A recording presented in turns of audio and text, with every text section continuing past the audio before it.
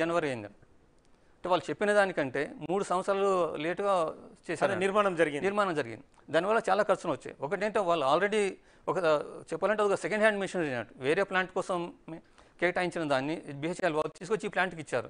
అది దాదాపు 2017 సంవత్సరం కంతా మిషనరీ తీసుకొచ్చి అంటే అక్కడ అవినీతికి ఆస్కారం ఏర్పడినట్టే కదా. అది కమిషన్ చూసుకోవాలి, మనం చెప్పలేము. అంటే మామూలుగా మీరు చాలా మాట్లాడుతుంది కమిషన్ రఘు గారు కానీ మీరు చెప్పిన ప్రకారం సంవత్సరానికి 1000 కోట్ల చొప్పున 12 ఏళ్ళకు 12,000 కోట్ల లోటు చూపించారు. కానీ దాని సమస్య అంటే దానివల్ల ఆ మిషనరీతో పాటు అది దాదాపు అంటే 2006-2000 సంవత్సరంలో ఫ్యాబ్రికేట్ చేసిన మిషనరీ అంటూ దాన్ని 2017 సంవత్సరం అంతా తీసుకొచ్చి ప్లాంట్ లొకేషన్ దగ్గర పెట్టేశారు. దాన్ని ఎస్టాబ్లిష్ చేయడం దాదాపు 2019-20 అంటే 2 సంవత్సరాల పాటు ఆ మిషనరీ అంతా ఓపెన్ దీంట్లో ఉండిపోయిందంట. కానీ 2020 సంవత్సరం తర్వాత భద్రాద్రి ప్లాంట్లో ఉత్పత్తి మొదలుపెట్టిన తర్వాత వాళ్ళకి చాలా సమస్యలు వచ్చాయంట.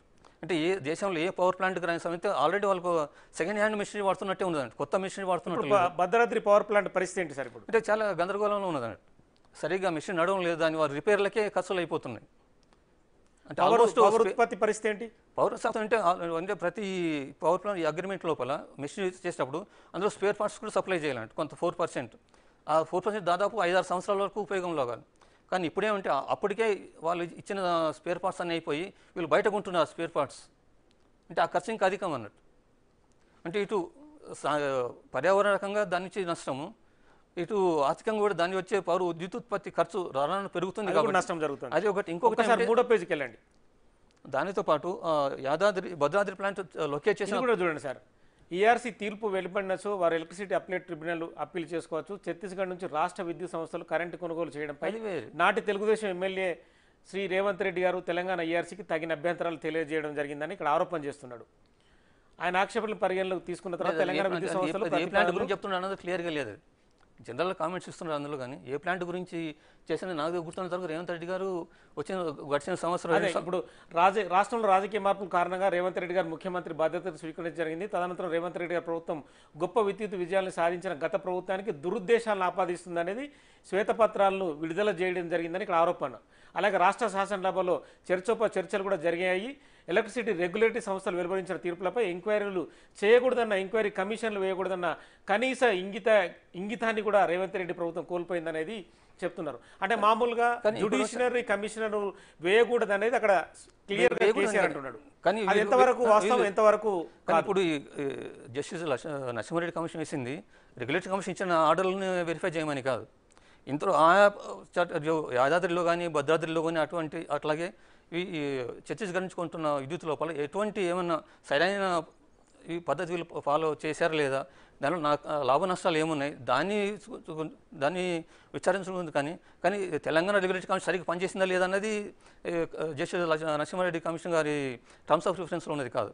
ముఖ్యంగా ఈ మూడు విద్యుత్ కేంద్రాలకు సంబంధించిన లాభ నష్టాలను బేరీజ్ చేయడం కోసం అందులో ఏమైనా జరిగే నష్టాలను లేదా దాన్ని ఎట్లా చూసుకోవాలి దాని గురించే. కానీ ఈ రెగ్యులేటరీ కమిషన్ యొక్క హైకోర్టు మాజీ న్యాయమూర్తిగా వ్యవహరించిన మీరు న్యాయ ప్రాధికార సంస్థలైన ఈఆర్సీలు వెలువరించిన తీర్పులపై ఎంక్వైరీ కమిషన్ ఏర్పాటు చేయడం చట్ట విరుద్ధం. ప్రభుత్వానికి బాధ్యతలు స్వీకరించడం కూడా విచారకరం. మీరు చట్టవిధంగా విచారణ ప్రారంభించారు. అనేక విషయాలను సమగ్రంగా పరిశీలించకుండానే, పరిగణలోకి తీసుకోకుండానే 11/6/2024 పత్రికా విలేకరుల సమావేశం నిర్వహించి పలు అంశాలపై అసంబద్ధమైన వ్యాఖ్యలు చేశారు. అట్టి విషయాలను నేను ఆక్షేపిస్తూ నా అభ్యంతరాలు మీకు తెలియపరుస్తున్నాను. సో ఇది ఎంతవరకు సమంజసం? కేసీఆర్ ఇలాంటి పదాలు వాడడం, ఒక మాజీ జస్టిస్ని అంటే మీరు మాట్లాడిన తీరు కూడా, అంటే ప్రెస్ మీట్ పెట్టి మాట్లాడిన తీరు కూడా ఆక్షేపణీయమంటున్నారు. ఒకటి నరసింహారెడ్డి గారు తన బాధ్యతలో భాగంగా కొంత మామూలు ట్రాన్స్పరెన్సీ ఉండాలి కదా, అంటే ప్రజలకు తెలియాలి కదా ఏ సమస్యల గురించి కమిషన్ ఉన్నది, ఏం విచారిస్తుంది. అంతేగాని ఇంకా జస్టిస్ నరసింహారెడ్డి కమిషన్ మొత్తం రిపోర్ట్తో బయటకు రాలేదు కదా.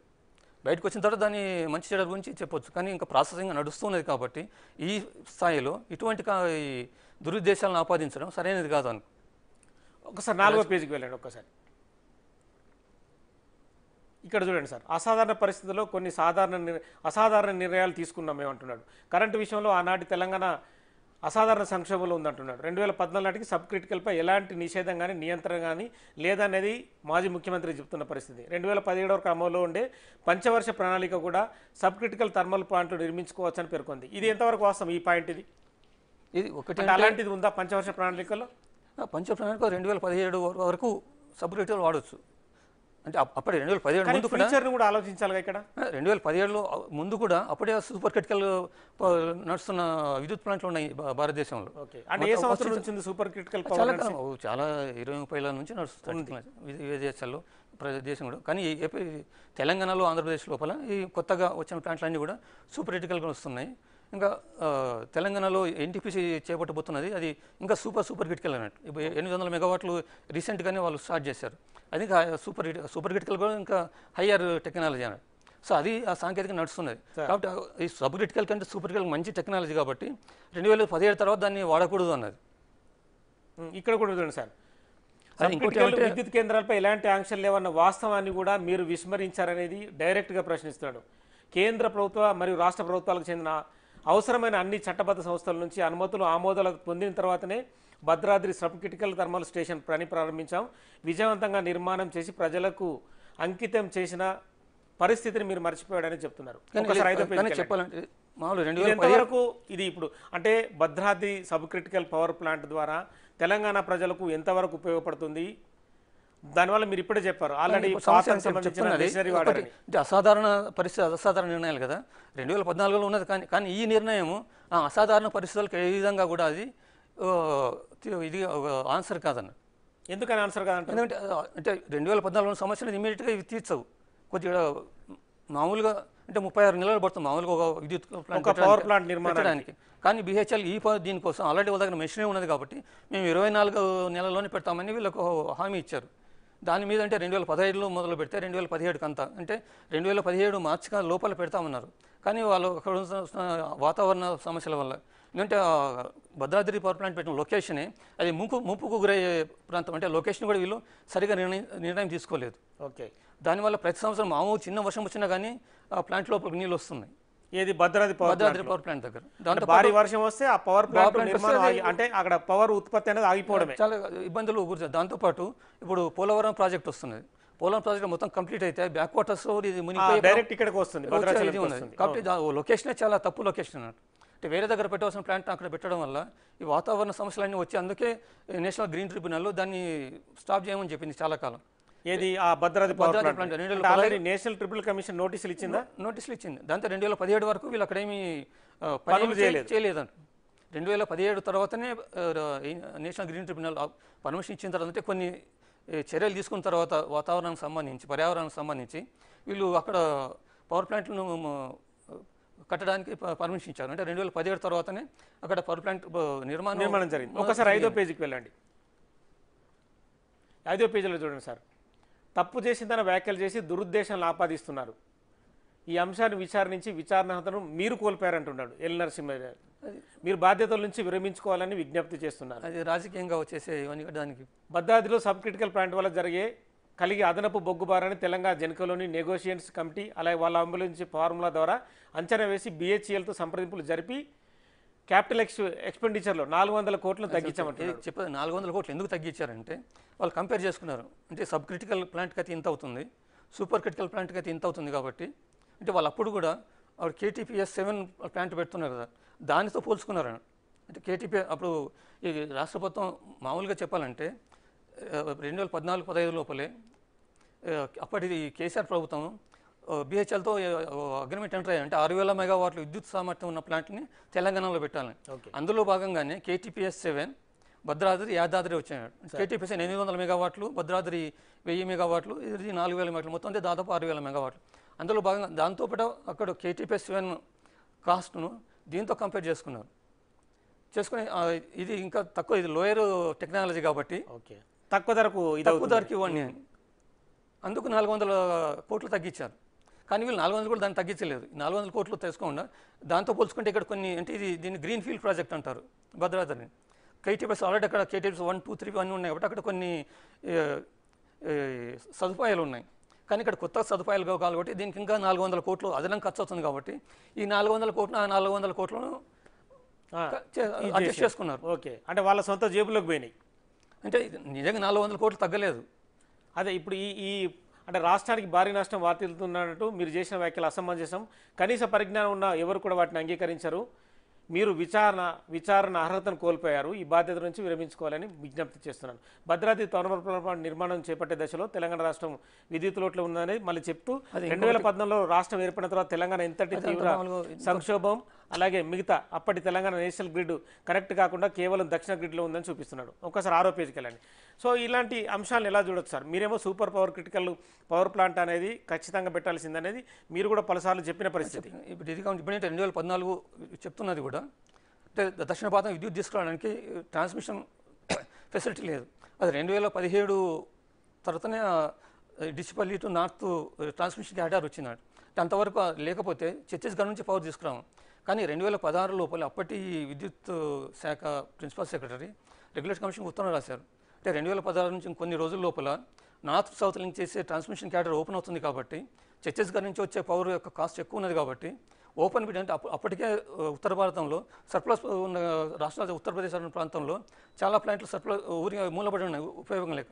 సో ఓపెన్ కాంపిటేటివ్ బిడ్డింగ్ ద్వారా మనం వెళ్తే ఇంకా తక్కువ ఖర్చుకు మనం విద్యుత్తుని తీసుకురావచ్చు. కాబట్టి మనం ఛత్తీస్గఢ్ ఉన్న విద్యుత్ ధర ఎంత సార్? ఎంత పెట్టి మన రాష్ట్రానికి అంటే తెలంగాణ రాష్ట్రానికి విద్యుత్ కొన్న పరిస్థితి?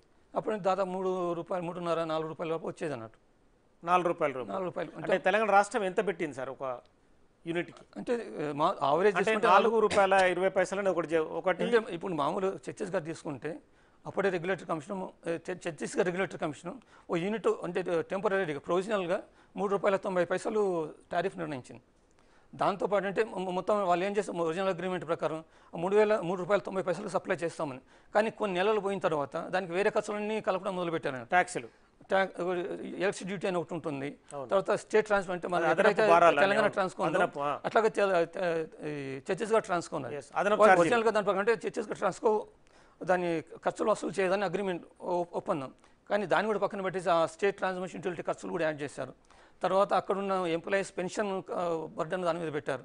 అట్లాగే తర్వాత మార్కెటింగ్ మార్జిన్ యాడ్ చేశారు. తర్వాత ఈ ఫ్యూయల్ సర్చార్జ్ అడ్జస్ట్మెంట్ అంటారు. మొత్తం అన్ని ఖర్చులను కలిపితే దాదాపు ₹5 దాటిపోతుంది అన్నట్టు. ₹5.50 పైన. దాంతోపాటు ఇప్పుడు ఆ విద్యుత్తును సరఫరా చేయడం కోసం 1000 మెగావాట్ల ట్రాన్స్మిషన్ అగ్రిమెంట్ తీసుకున్నారు, ట్రాన్స్మిషన్ కెపాసిటీ. అది ఎన్ని సంవత్సరాల ఒప్పందం సార్ ఛత్తీస్గఢ్ నుంచి తెలంగాణ రాష్ట్రానికి? అది నడుస్తున్నది, కానీ అది 2022 ఏప్రిల్కి అంతా అది వాళ్ళు పవర్ను సప్లై చేయడం మానేశారు. కానీ అప్పటి నుంచి కూడా అంటే మొదలుపెట్టిన 2017 సంవత్సరం నుంచి కూడా ఎప్పుడు వాళ్ళు 100% విద్యుత్తును సరఫరా చేయలేదు తెలంగాణకు. అది మామూలుగా డబ్బులు మాత్రం చెల్లించాల్సిందే కదా. ఇది అంటే ఈ ట్రాన్స్మిషన్ కెపాసిటీ ఉన్నది 1000 మెగావాట్లకు. 1000 మెగావాట్ల దాన్ని మనం వాడిన వాళ్ళు ఇచ్చిన ఒప్పందం ప్రకారం డబ్బులు చెల్లించాలి. కానీ దాదాపు 2020 వచ్చేటప్పటికి వాళ్ళ నుంచి అంటే తెలంగాణ ఛత్తీస్గఢ్ మారో పవర్ ప్లాంట్ నుంచి మనకు తెలంగాణకు వచ్చినా అది 19% వచ్చేసింది అన్నట్టు. కానీ వాళ్ళ నుంచి మనకు 19% విద్యుత్ వచ్చినా కానీ ట్రాన్స్మిషన్ దీనికి మాత్రం 100% ఖర్చులు కట్టాలి. దీనివల్ల 2022 సంవత్సరానికి దాదాపు 680 కోట్ల అదనపు ఖర్చు తెలంగాణ మీద పడింది అన్నట్టు. ఓకే, ఈ డబ్బులు మాత్రం ఛత్తీస్గఢ్ రాష్ట్రానికి చెల్లించారు. పవర్ గ్రిడ్ కార్పొరేషన్ ఉంటుంది, అదే వాళ్ళకి చెల్లించాలి. ఇంటర్ స్టేట్ ట్రాన్స్మిషన్ అదే మనం అంటే తెలంగాణ రాష్ట్రంలో పవర్ వాడకున్నా మాత్రం డబ్బులు వెళ్ళిపోతున్నాయి. దాంతో కాకుండా మాకు 1000 మెగావాట్లు కానీ మా ఫ్యూచర్లో ఇంకా 1000 కానీ ఇంకో అదనపు 1000 మెగావాట్ల ట్రాన్స్మిషన్ కోసం అగ్రిమెంట్ ఎంటర్ అయ్యారు. కానీ 1000ని సరిగా ఉపయోగించుకున్నప్పుడు ఇంకొక అదనపు 1000 మెగావాట్ల సామర్థ్యం ఎందుకు, అందుకని దాన్ని సరెండర్ చేస్తామన్నారు. కానీ సరెండర్ చేసినందుకు కూడా ఈ పవర్ గ్రిడ్ కార్పొరేషన్లో 260 కోట్లు టెర్మినేషన్ ఫీ అడుగుతున్నారండి ఇప్పుడు తెలంగాణ. దాన్ని వాడిందే లేదు. కానీ ఇటువంటి అనవసరమైన ఖర్చులన్నీ ఇక్కడ ఎక్కడ ప్రస్తావించలేదు కేసీఆర్. రెండు రాష్ట్రాల అధికారుల మధ్య చర్చోపచర్చలంతా ఛత్తీస్గఢ్ మొదట 1000 మెగావాట్లు భవిష్యత్తులో అవసరమైన 1000 మెగావాట్లు ఇవ్వడానికి సంసిద్ధత వ్యక్తం చేసిందని చెప్తున్నాడు. కానీ ఇక్కడ మీరు చెప్పే వర్షన్ వేరుగా ఉంది. అదే మనకు అసలు ఆ 1000 మెగావాట్లు కూడా అవసరం లేదు. ఆల్రెడీ తెలంగాణ లోపల అటు సింగరేణి పవర్ ప్లాంట్ నిర్మాణంలో ఉన్నది, సర్ప్లస్ ఉంది. అక్కడ నిర్మాణం స్టార్ట్ అయింది 2014 లోపల అక్కడ నిర్మాణం మొదలైంది. అంటే ఇక ఛత్తీస్గఢ్ పవర్ వచ్చే లోపల ఇక్కడ నిర్మాణం మొదలై అక్కడి నుంచి విద్యుత్ సప్లై మొదలు పెట్టారు. అట్లాగే కాకతీయ థర్మల్ పవర్ ప్లాంట్ నుంచి విద్యుత్ ఉత్పత్తి మొదలైంది. కానీ వీటన్నిటి వల్ల 2017 సంవత్సరాంతానికి తెలంగాణలో సర్ప్లస్ విద్యుత్ వచ్చేసింది. కాబట్టి ఈ అగ్రిమెంట్లో నేను అనవసరమే కదా. ఇక్కడ చూడండి సార్, పీజీసీఐఎల్ అలాగే నిర్మిస్తున్న ఈ లైన్లో దక్షిణాది రాష్ట్రాల పోటీగా ఉన్న కారిడార్ బుక్ చేయడం మొదలైంది. ఈ లైన్ చూడండి సార్, పీజీసీఎల్ 8/6/2016 తెలంగాణ ఒక లేఖ రాసింది, జతపరుస్తున్నాను. అంటే ఈ పవర్కు సంబంధించి తాము ఏదైతే ఒప్పందాలు చేసుకున్నో అది వివరించాడు. ఒక్కసారి 7వ పేజీకి వెళ్ళండి. ఇక్కడ చూడండి, ఛత్తీస్గఢ్ ప్రభుత్వం ఇచ్చిన హామీ ఆ రాష్ట్ర విద్యుత్ సంస్థలతో కుదిరిన పీపీ ఆధారంగా పీజీసీఐఎల్లో 2000 మెగావాట్ల కారిడార్ను బుక్ చేశాం. ఇది ఛత్తీస్గఢ్ నుంచి విద్యుత్ సరఫరా ప్రారంభమైన తర్వాత 1000 మెగావాట్ల కారిడార్ ఉపయోగించుకోవడం జరిగింది. ఇది పచ్చేపద్దం అండి. మిగతా 1000 మెగావాట్లకు సంబంధించి ఛత్తీస్గఢ్ నుంచి ఆశించిన మేర ఇది కరెంటు సరఫరా కావడంతో రెండోసారి 1000 మెగావాట్ల కారిడార్ రద్దు చేసుకున్నాం. ఒకటి ఇక్కడ పీజీసీ అంటే అది పవర్ గ్రిడ్ కార్పొరేషన్ 2000 మెగావాట్లు చెప్తుంటే అవును, పవర్ గ్రిడ్ కార్పొరేషన్ ఛత్తీస్గఢ్ ప్రభుత్వ సంస్థ కుదిరిన పీపీ ఆధారంగా పీపీ 1000 మెగావాట్లకు మాత్రమే, ఓన్లీ 1000 మెగావాట్లు కానీ 2000 మెగావాట్లకు కాదు. కాదు. మరి ఎందుకు ఆ పదాన్ని ఇక్కడ వాడినట్టు సార్? అది వాళ్ళకి తెలియదు అని పచ్చబద్దాలు తెలుస్తుంది కదా మనకు. అంటే ప్రజలను మభ్యపెట్టడం అనేది ఇంత ఈజీగా సార్? ఒక లెటర్ను 12 పేజీల లెటర్ అంటే అంతే, ఎవరు అన్ని విశ్లేషిస్తారు మొత్తం ఈ పాయింట్ ఏది తప్పు ఏది కరెక్ట్ ఉన్నది. కానీ ఇందులో చాలా సమస్యలు ఉన్నాయి. ఓకే, తెలంగాణలో ఉన్న అత్యవసర పరిస్థితులు దృష్టిలో పెట్టుకొని రాష్ట్ర ప్రజలు పడుతున్న అవస్థలను పరిగణలోకి తీసుకొని అప్పుడు ప్రభుత్వం చేపట్టిన చర్యలు అభినందించాల్సింది పోయి మీరు విమర్శలు చేయడాన్ని నేను దురదృష్టంగా భావిస్తున్నాను. కానీ ఇక్కడ మీరు చెప్తున్న ప్రకారం ఆ 2000 అనేది తప్పు అంటున్నారు, ఇక్కడ మాత్రం కేసీఆర్ రివర్స్ మీరే తప్పు అంటున్నాడు.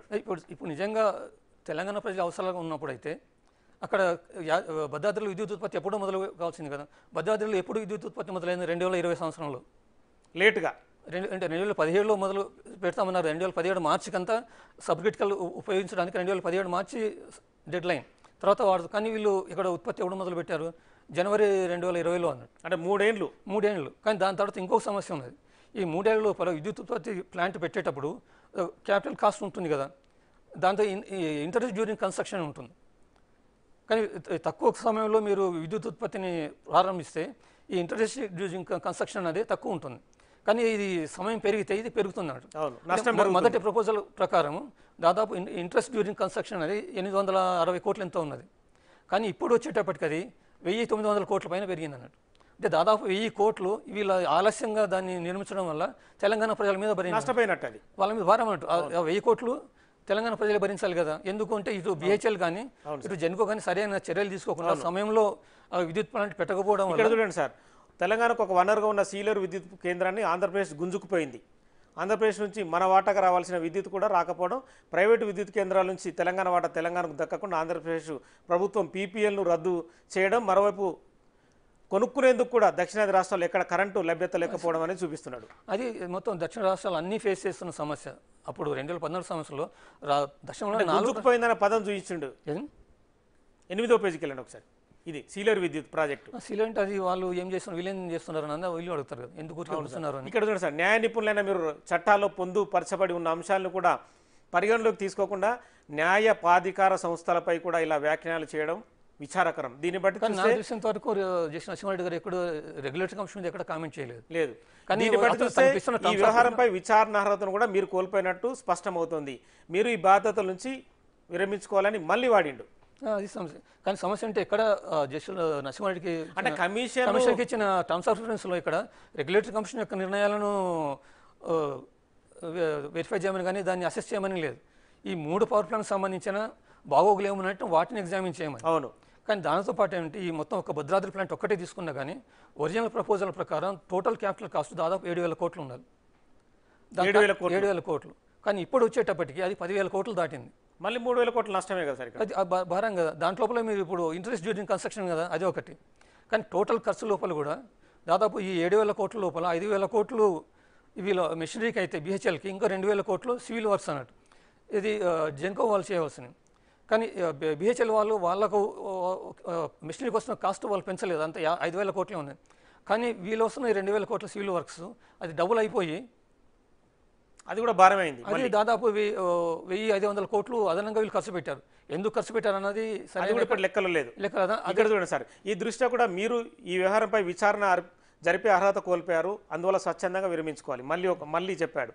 యాదాద్రి అల్ట్రా మెగా పవర్ ప్లాంట్ని దామరచెర్లోనే ఎందుకు పెట్టాల్సి వచ్చింది అనేది మీ విచారణ అంశాలు ఉన్నది.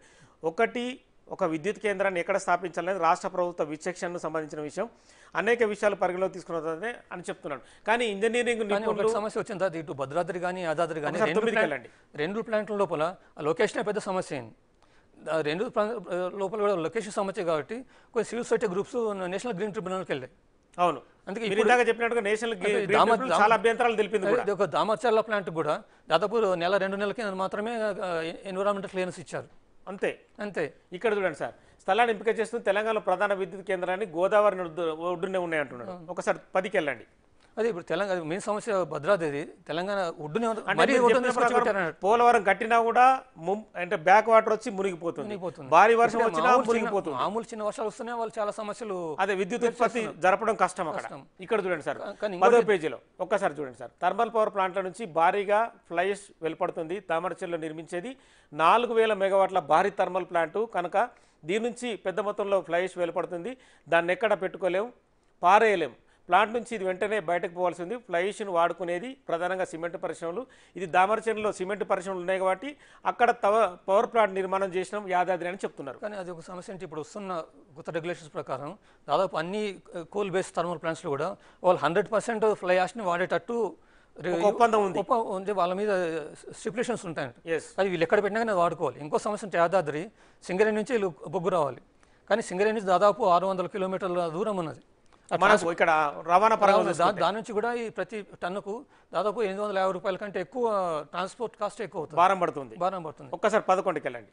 దానివల్ల ఈ దామర్చలు కూడా చాలా ఈ సమస్యలన్నీ ఉన్నాయి. అవును సార్, తెలంగాణ నిర్ణయాన్ని ఎలాగైనా తప్పు పట్టాలనే మీ ప్రీ డిటర్మైండ్ అనేది మైండ్ సెట్ అంటున్నాడు. ఇంకా రెగ్యులేటర్ కమిషన్ వాళ్ళు ఇంకా తమ రిపోర్ట్ని బయటకు రాకపోతే ఎట్లా చేస్తామని చెప్పలేం కదా. ఇంకా ప్రాసెస్ అంటే మైండ్ సెట్ని ప్రశ్నిస్తున్నాడు. అంటే మీరు నన్ను క్వశ్చన్ చేస్తున్నారు, మీది చాలా చిన్న అంటే మనస్తత్వం, అంటే మామూలుగా జనరల్గా పదాలు వాడుతుంటారు కదా సార్. ఇక్కడ చూడండి సార్, విచారణ కమిషన్ బాధ్యతలు మీరు ఉండడం ఎంత మాత్రం సమంజసం కాదు. మళ్ళీ మీరు స్వచ్ఛందంగా వైదొలగాలి. ఇది రాజకీయమైన ఇది సార్. ఇక్కడ చూడండి, యాదాద్రి ప్లాంట్కి భూమి పూజ చేసింది 2015. తెలంగాణ ఏర్పడి సరిగ్గా ఏడాదికి చాలా రోజుల పాటు దీని పర్యావరణ అనుమతి లభించలే అనేది మీరు ఇందాక చెప్పారు. తర్వాత ఈ వాస్తవాలు వేటిని గుర్తించకుండా ప్రాజెక్టు సకాలంలో పూర్తి కాలేదని మీరు చెప్పడం అసమంజసమని చెప్పుకొస్తున్నాడు. అలాగే గత ప్రభుత్వాన్ని బదనాం చేయాలనే మీ ధోరణికి నిదర్శనం కూడా. అందువల్ల విచారణ కమిషన్ చైర్మన్గా బాధ్యతలు మీరు ఉండడం ఎంత మాత్రం సమంజసం కాదు, స్వచ్ఛందంగా విరమించుకోవాలి. మళ్ళీ పదం ఆనరబుల్ జస్టిస్ నరసింహారెడ్డి గారు, మీరు కూడా తెలంగాణ బిడ్డ. 2014 ముందు తెలంగాణలో కరెంటు పరిస్థితి ఎట్లున్నదో తర్వాత ఎట్లున్నదో అందరితో పాటు మీకు తెలుసు అన్నాడు. ఒకసారి 12వ పేరు ఎలా చెప్పచ్చు సార్? అంటే మీరు నన్ను టార్గెట్ చేస్తే విచారణ చేస్తున్నారు తప్పితే అందులో ప్రధాన అంశాలు ఏమి కూడా మామూలుగా టీఆర్ఎస్ వాళ్ళు చంద్రశేఖరరావు తీసుకొస్తానంటే ఇది తెలంగాణ అవసరాల కోసం తీసుకొస్తున్నాము, తెలంగాణ అవసరాలను తీర్చడం కోసం తీసుకొస్తున్నాను. కానీ ఇప్పుడు ఉన్న సమస్య ఏమంటే ఈ 3 పవర్ ప్లాంట్ కూడా తెలంగాణకు ఒక గుదిబండగా తయారైపోయి, వాటి వచ్చి అత్యధిక ఖర్చుల వల్ల తెలంగాణకు అవసరాలను తీర్చడం పోయింది. ఇంతవరకు యాదాద్రి పవర్ ప్లాంట్ ఇంతవరకు అక్కడ ఉత్పత్తి మొదలు కాలేదు. జస్ట్ కొన్ని రోజుల కింద అక్కడ ఫస్ట్ యూనిట్కు ఇది బాయిలర్ లైటింగ్ కార్యక్రమం నడిచింది ఓన్లీ ఎక్కడ మన యాదాద్రిలో. యాదాద్రి ఇది కూడా చాలా ఎప్పుడో 2-3 సంవత్సరాల కిందనే అక్కడ విద్యుత్ ఉత్పత్తి ప్రారంభం కావాలి.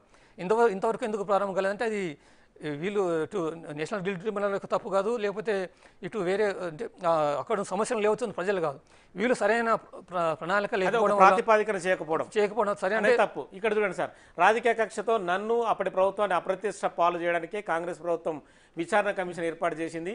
24 గంటల నాణ్యమైన కరెంటు ఇచ్చిన అందరికీ తెలుసు. తక్కువ చేసి చూపించడానికే ప్రస్తుత ప్రభుత్వం ప్రయత్నిస్తుంది. అత్యంత దురదృష్టకరం.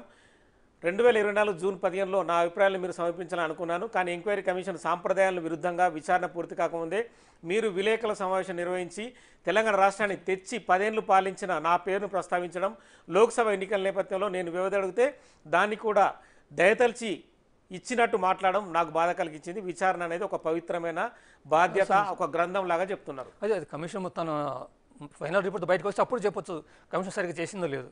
కమిషన్ ప్రాసెస్ నడుస్తున్న తరుణంలో ఇటువంటి కామెంట్స్ రావడం అన్నది తమ బాధ్యతను తప్పించుకోవడానికి, లేకపోతే తాము చేస్తున్న తప్పులు వేరే లోపాలను బయటకు రాకుండా కల్పించుకోవడానికి అదొకటి. కానీ ఇప్పుడు చెప్తున్నది అంటే 24 గంటలు నాణ్యమైన ఇది ఇస్తున్నాం అన్నాడు. అంటే దాదాపు 2017 డిసెంబర్కి అంతా తెలంగాణలో కూడా సర్ప్లస్ పవర్కి వచ్చింది. కానీ సర్ప్లస్ పవర్స్ రావడానికి కూడా ఈ 3 ప్లాంట్లు కారణం కాదు, ఇప్పుడు కొత్తగా నిర్మించేవి. అంటే అప్పుడే కాంగ్రెస్ హయాంలో అయితే ఏవైతే మొదలు పెట్టారో కానీ సింగరేణి కానీ కేటీపీఎస్లో అదనపు యూనిట్లు కానీ వాటి వల్ల ఈ 24 గంటలు ఇది ఇవ్వగలిగారు కానీ ఈ 3 ప్లాంట్ల నుంచి కాదు. ఇక్కడ చూడండి సార్, మీరు గత ప్రభుత్వానికి వ్యతిరేకంగా రిపోర్ట్ ఇవ్వాలన్న అభిప్రాయంతోనే మాట్లాడుతున్నారు. స్పష్టమవుతుంది తప్పు జరిగిపోయినట్టు, ఇక తప్పు వల్ల జరిగిన ఆర్థిక నష్టాన్ని లెక్కించడం మాత్రమే మిగిలి ఉందన్నట్టు మాటలు స్పష్టం చేస్తున్నాయి. హైకోర్టు ప్రధాన న్యాయమూర్తిగా పనిచేసి రిటైర్ అయినప్పటికీ మీ తీరు సహజ న్యాయ సూత్రాలకు విరుద్ధంగా ఉంది. విచారణ పూర్తి కాకముందే తీర్పు ప్రకటించినట్టుగా మీ మాటలున్నాయి. మీ విచారణలో నిష్పక్షత ఎంత మాత్రం లేదు.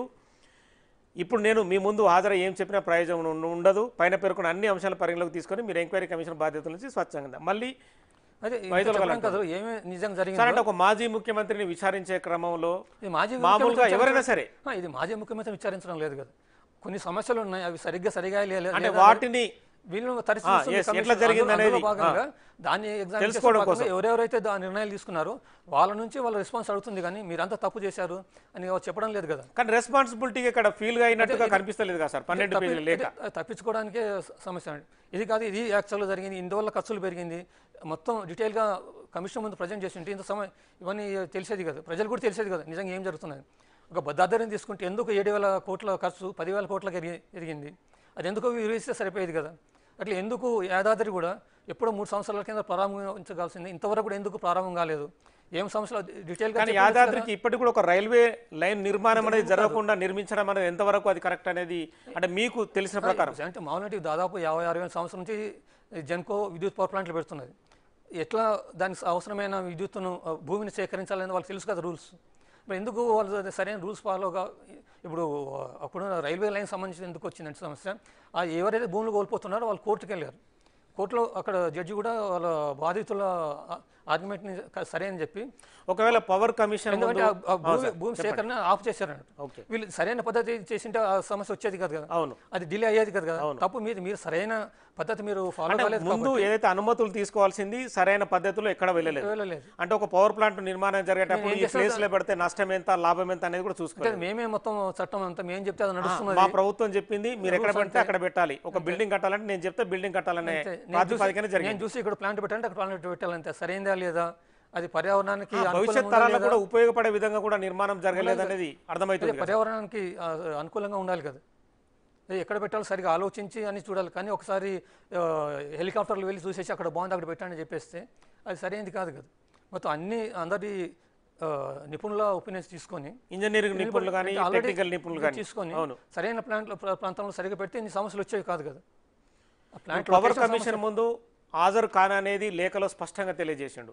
పవర్ కమిషన్ అంటే మీరు ఇందులో చాలా వరకు విషయాలు పవర్ కమిషన్ ముందు ఉంచారు, అతను హాజరు కాకుండా అంటే మాజీ ముఖ్యమంత్రి కేసీఆర్ హాజరు కాకుండా తప్పించుకోవడానికి ప్రయత్నిస్తున్నట్టుగా మనకు స్పష్టంగా అర్థమవుతుంది. తదుపరి పవర్ కమిషన్ అంటే ఎలాంటి చర్యలకు వెళ్ళే అవకాశం ఉంది? కమిషన్ ఆఫ్ ఎంక్వైరీ యాక్ట్ కింద కమిషన్కు చాలా అధికారాలు ఉంటాయి. కమిషన్ చెప్పంటే వీళ్ళు ఇతను కూడా ఒక one of the parties to the total decision making కాబట్టి ఇతను చంద్రశేఖరరావు గురించి తన అభిప్రాయం తెలుసుకోవడం కోసం ఒక మామూలుగా ప్రాసెస్లో ఉత్తరం రాసింది. దానికి సరైన ఇట్లా తప్పించుకోకుండా సరైన ఎందుకు నిజంగా జరిగిందో మొత్తం ఎక్స్ప్లెయిన్ చేసింటే కమిషన్ కూడా కొన్ని విషయాలు తెలిసేమన్నట్టు. 18వ తారీఖు రోజు మిమ్మల్ని కూడా పిలిచినట్టుగా ఉంది సార్, రఘుని కానీ మిమ్మల్ని కానీ వేణుగోపాలరావు గారిని ఒక్కొక్క రోజు పిలుస్తున్నారు, పోయిన తర్వాత తెలుస్తుంది ఎట్లా ఏమిటి అన్నది. సో మొత్తానికైతే తెలంగాణ జరిగిన విద్యుత్ కొనుగోలుకు సంబంధించి కమిషన్ విచారణార్హం కాదని చెప్పి 12 సార్లు కమిషన్ చైర్మన్ ఎల్ నరసింహారెడ్డిని తను విమర్శించిన పరిస్థితి. కమిషనే విచారణార్హం కాదు, వాళ్ళంతా నిష్పక్షపాతంగా విచారణ జరపడం లేదు. తెలంగాణ ఏదైతే విద్యుత్ కొనుగోలుకు సంబంధించి నానా కష్టాలు పడుతుంటేనే విద్యుత్ ప్లాంట్ల నిర్మాణం జరిగింది, అలాగే ఛత్తీస్గఢ్ విద్యుత్ కొనుగోలు ఒప్పందం జరిగిందని చెప్తున్న పరిస్థితి. కానీ ఈ 12 పేజీల లేఖ తర్వాత ఎల్ నరసింహారెడ్డి మరి లేఖను పరిశీలించిన తర్వాత మళ్ళీ నోటీసులు కేసీఆర్కు జారీ చేస్తాడా, తదుపరి విచారణ క్రమం ఎలా కొనసాగుతుందనేది మరి కొద్ది రోజుల్లో తెలిసే అవకాశం ఉంది. Signing off, keep watching big TV.